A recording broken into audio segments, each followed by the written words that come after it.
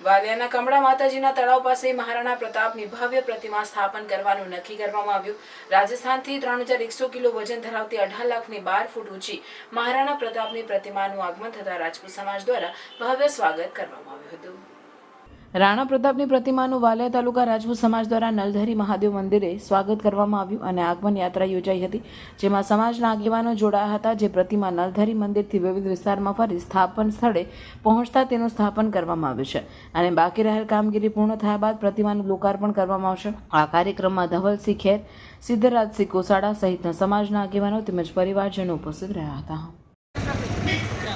જય માતાજી, જય ભવાની, જય મહારાણા। હું સિદ્ધરાજસિંહ કોસાડા આજ રોજ ચૈત્રી નવરાત્રિ અને રામનવમીના શુભ અવસર પર વાલિયા ખાતે વીર શિરોમણી મહારાણા પ્રતાપની પ્રતિમાનું ભવ્ય આગમન યાત્રા અને સ્થાપન કરવામાં આવ્યું।